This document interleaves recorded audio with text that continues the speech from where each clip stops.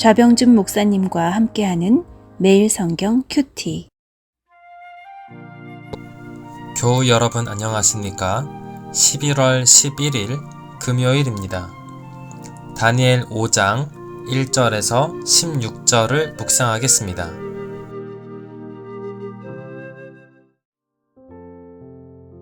벨사살 왕이 그의 귀족 1000명을 위하여 큰 잔치를 베풀고 그 1000명 앞에서 술을 마시니라.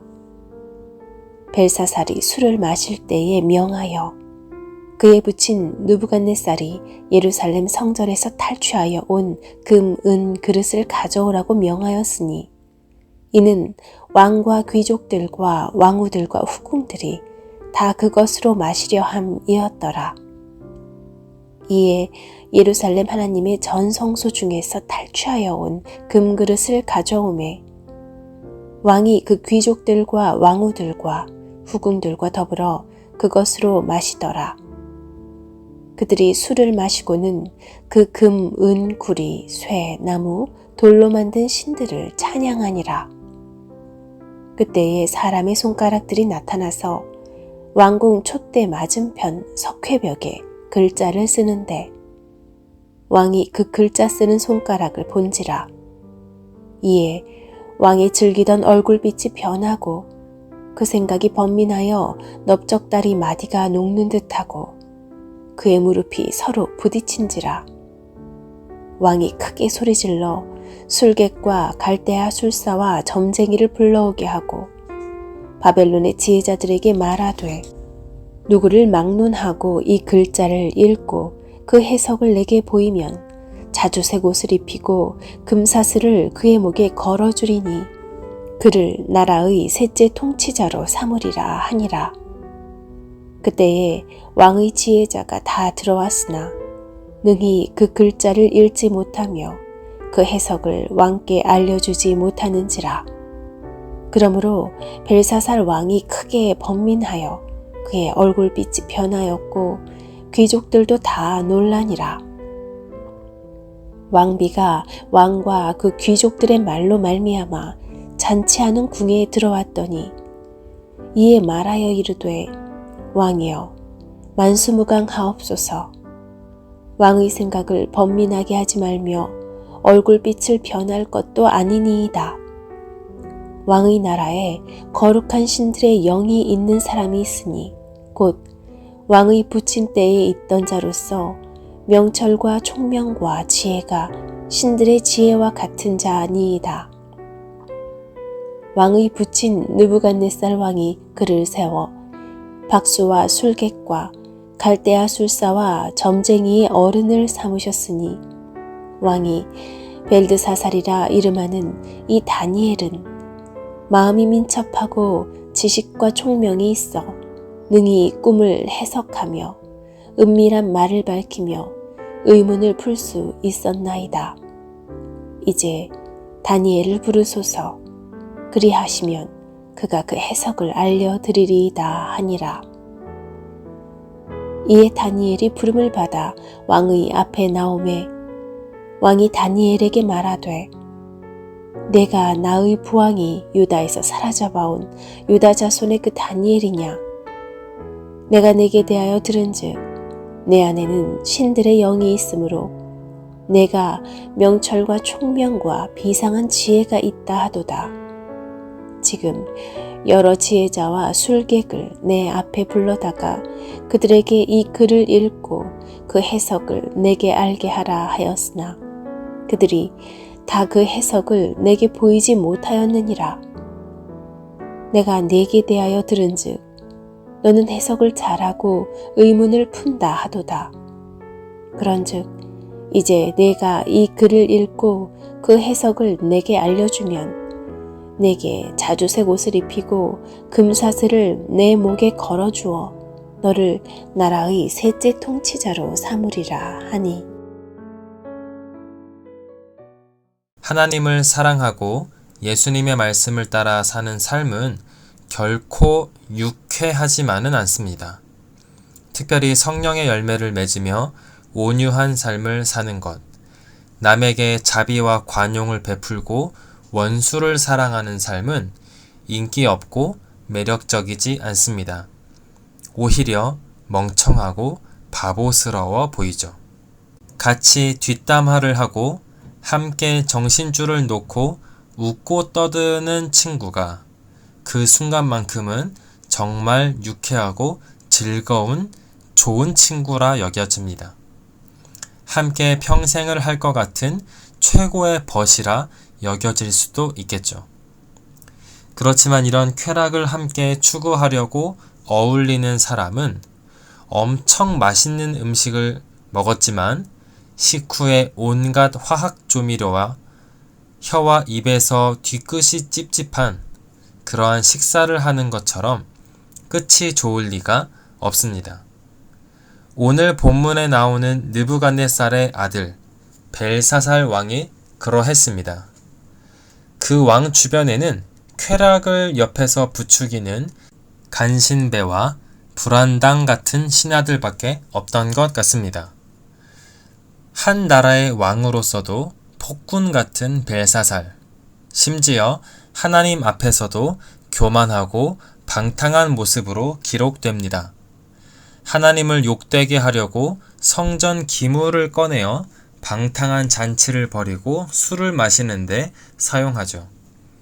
1절부터 2절 말씀, 벨사살 왕이 그의 귀족 1000명을 위하여 큰 잔치를 베풀고 그 1000명 앞에서 술을 마시니라. 벨사살이 술을 마실 때에 명하여 그의 부친 느부갓네살이 예루살렘 성전에서 탈취하여 온 금, 은 그릇을 가져오라고 명하였으니 이는 왕과 귀족들과 왕후들과 후궁들이 다 그것으로 마시려 함이었더라. 이렇게 방탕하고 쾌락의 극치를 달리려는 벨사살을 향해 하나님께서는 손가락이 나오는 예언으로 엄한 징벌을 예고하십니다. 그렇지만 그 누구 하나 벨사살 왕의 위기 앞에 전혀 도움이 되지 못합니다. 8절과 9절, 그때 왕의 지혜자가 다 들어왔으나 능히 그 글자를 읽지 못하며 그 해석을 왕께 알려주지 못하는지라.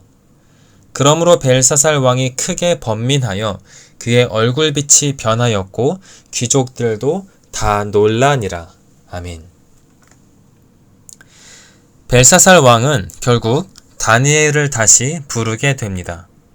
그 주변에 수많은 지혜자들이 있었지만 결국 왕의 위기 앞에 아무도 도움이 되지 못하는 자들이었습니다. 그 주변에 있던 수많은 왕의 지혜자들과 충신들은 다 왕과 함께 쾌락을 즐기는 그러한 간신배에 지나지 않았던 것이죠. 그런데 벨사살 왕이 다니엘을 가리켜 표현하는 것이 정말 특이점입니다. 13절 말씀, 이에 다니엘이 부름을 받아 왕의 앞에 나오매 왕이 다니엘에게 말하되 내가 나의 부왕이 유다에서 사로잡아온 유다 자손 중에 그 다니엘이냐. 바벨론 나라에 있는 박수와 술사들은 다니엘 덕분에 목숨을 부지했던 자들입니다. 다니엘의 존재를 모를 리 없고 사실 벨사살 왕조차도 다니엘을 모를 수가 없습니다. 그런데 대체 어떻게 된 것이 벨사살은 13절 말씀처럼 다니엘을 일컬었을까요? 말씀을 미루어 볼 때 벨사살 왕은 다니엘을 하대했고 지근거리에서 섬겼던 선왕의 충신을 배제하고 밀어냈던 것이 분명합니다. 사람들의 뇌리에는 회자되지만 느부갓네살 곁에서 최측근의 충신이었던 다니엘은 벨사살의 시대가 되었을 때 아마 크게 좌천되었을 것이 분명합니다. 그래서 벨사살 곁에는 먹고 마시기에 급급한 향락에 찌든 귀족과 신하들만 있었던 것이죠. 하나님을 믿으며 사는 삶은 불행하기만 하고 고되기만 하지는 않습니다. 그렇지만 만약 우리가 쾌락을 쫓는 삶을 추구한다면 결코 하나님을 믿는 삶은 도움이 되거나 유익할 리가 없습니다. 사람들에게 인기 있지도 매력적이지도 않습니다. 하지만 살면서 저와 여러분의 쾌락을 위한 친구보다는 위기에 함께할 수 있는 친구가 더 좋은 친구인 것처럼 세상의 그 어떠한 것으로 쾌락을 만족시키는 것보다 우리 인생을 절대 선하게 책임져 주시는 하나님과 교제하는 것이 100배 유익할 것입니다.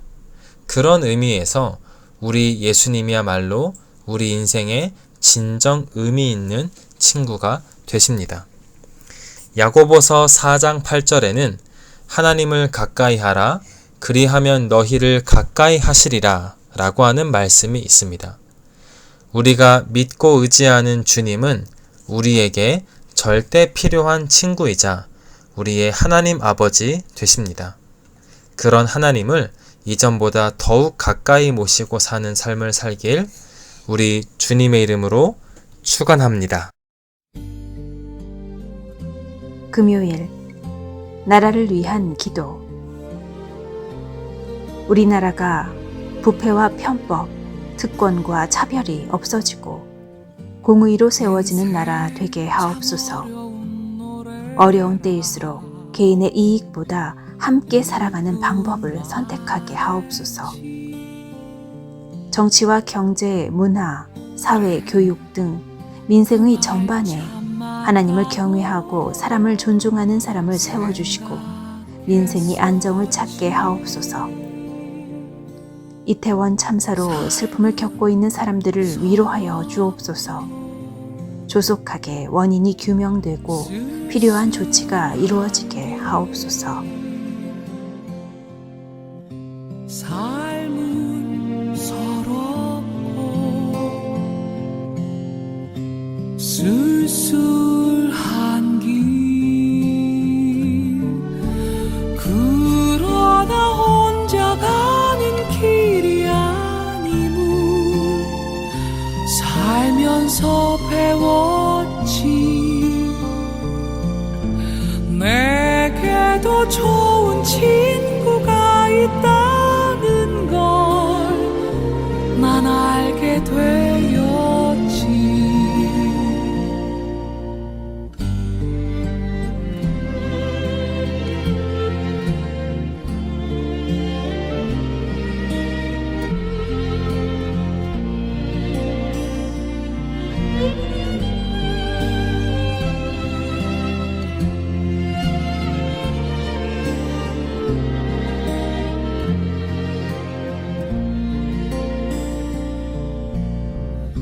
삶은 믿음과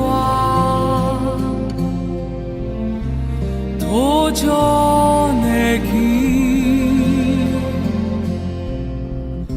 삶은 믿음과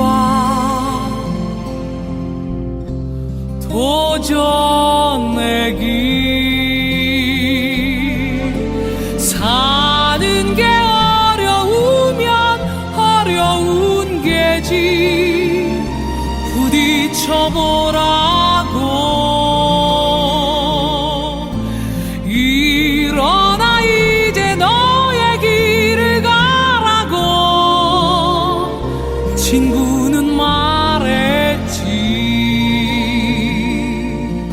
사는 게 어려우면 어려운 게지 부딪혀보라고 일어나 이제 너의 길을 가라고 친구는 말했지. 사는 게 어려우면 어려운 게지 부딪혀보라고